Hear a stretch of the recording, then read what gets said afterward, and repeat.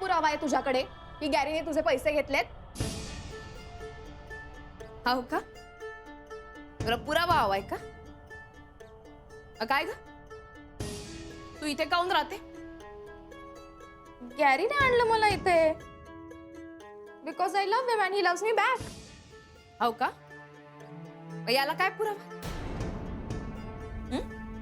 याचा काय पुरावा आहे तुझ्याकडे? हा माझा नवरा आहे, याचा पुरावा आहे माझ्याकडे. देवा ब्राह्मणांच्या साक्षीने लग्न झालंय आमचं. आणि तुझ्याकडे काय ग पुरावा?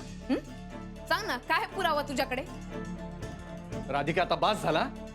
हे बघ, आतापर्यंत मी काय नाही केले तुझ्यासाठी? किती पैसे खर्च केलेत सांग.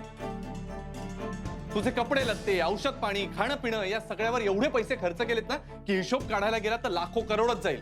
एवढे पैसे कुठे गेले सांग बरं? मला वाटलं का मी ते बायको. हो, पण तुम्ही काय माझ्या छान चौकीवरती नाही ना केले खर्च? या हाफ मॅड सारखे. गॅरी ती हाफ पॅन्ट म्हणाली मला, बोल ना काहीतरी. राधिका बास झाला आता. आत्ताच्या आत्ता हे सगळं थांबव, नाहीतर मी. नाहीतर काय? मारा ना. अहो मग मारा ना.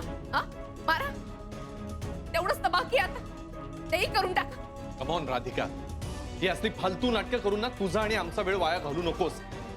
आधीच माझ्या डोक्याला टेन्शन काही कमी नाहीये, त्याच्यात आता प्लीज वाढू नकोस. प्लीज इथून जा. अहो पण मग मी एवढे पैसे कुठून आणू आता? हे पैसे नाही भरले तर अथर्वला परीक्षेला नाही बसता येणार. का?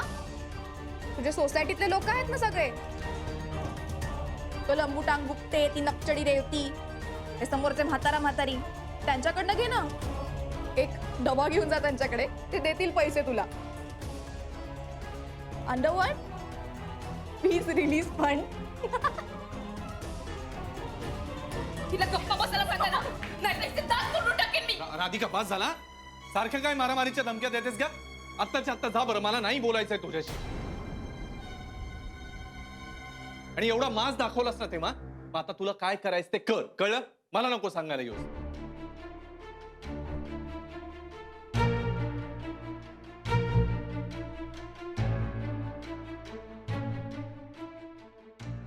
समजून राहिला आता मला सगळं. डवळ्या शेजारी बांधला पवळा, वाण नाही पण गुण लागला. हिच्या संगतीत राहून तुम्ही तर आणखीनच बिघडून राहिलात. तुम्हाला मला पैसे द्यायचे नाहीत ना? नका. तुम्हाला आपल्या अथर्वच्या भविष्याचा विचार करायचा नाही ना? नका करू. पण मला तर करायला लागेलच ना आपल्या अथर्वच्या भविष्याचा विचार. नाही, उधळा ना तुम्ही, उधळा. हिच्यावरती हवे तेवढे पैसे उधळा. नका देऊ मला माझे पैसे. पण आता अथर्वच्या फीचे पैसे मी भरल्याशिवाय राहत नाही. बघाच तू.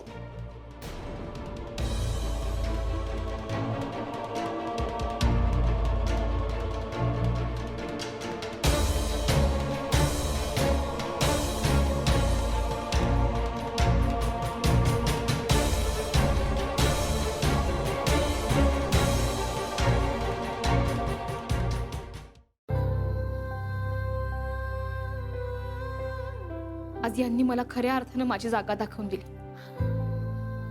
या क्षणामुळे मला माझ्याच घरात किंमत राहिली नाही. आता या क्षणी मला या सगळ्या अपमानापेक्षा ना अथर्वच्या फीची काळजी लागून राहिली. काय करू, कसं करू? काही झालं तरी तरी मी फी भरूनच राहणार.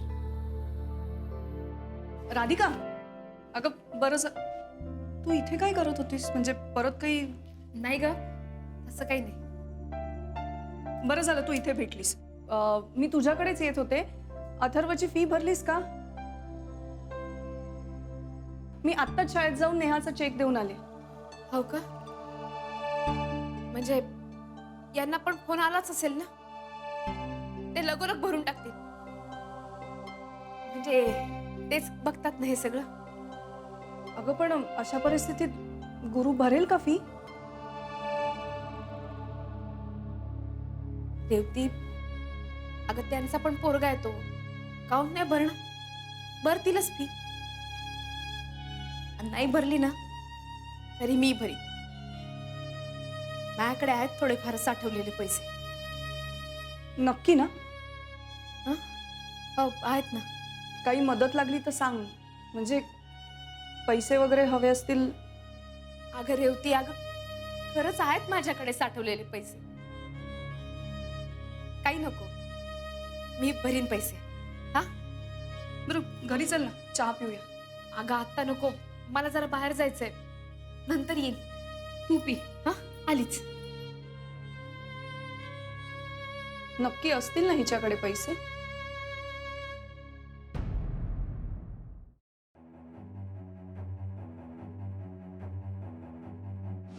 आपल्या पोराच्या भविष्याचा विचार तुम्ही नाही करून राहिले, पण मला तर करावं लागेलच ना. पण मला तर करायला लागेलच ना आपल्या अथर्वच्या भविष्याचा विचार.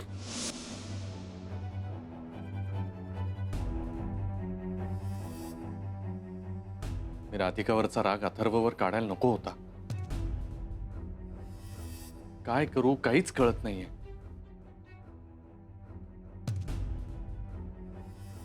एक साधी जबाबदारी तुम्हाला झेपत नाही ना, नवऱ्याची ना वडिलांची. का हिच्या नादी लागून त्यालाही विसरलात तुम्ही?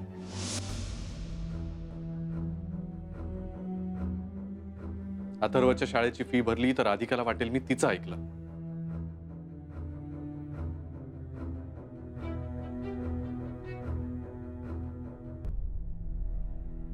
पण मला राधिका समोर कमीपणा नकोय.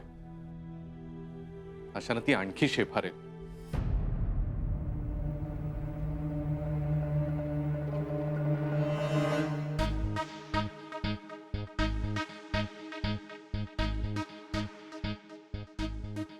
गॅरी नेमका कसला विचार करतोय?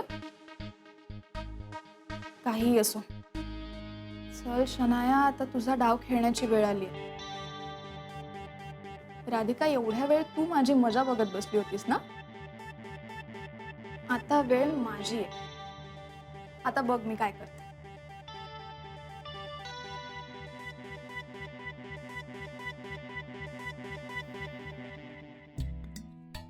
गॅरी, आय नो तू अपसेट आहेस, पण आता असंच बसून राहणार आहेस का?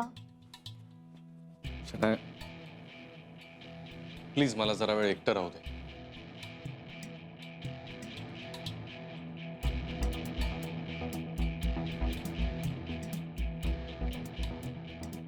हे बघ, हेच तर नकोय मला. तुझी ती बायको काहीतरी प्रॉब्लेम क्रिएट करते आणि तुझा असा मूड ऑफ होतो. आणि तुझा मूड ऑफ झाला की माझाही मूड ऑफ होतो. शनाया, आपण नको बोलूया ना यावर. तुला पटलं तर बघ, माझ्याकडे एक आयडिया आहे. काय आता?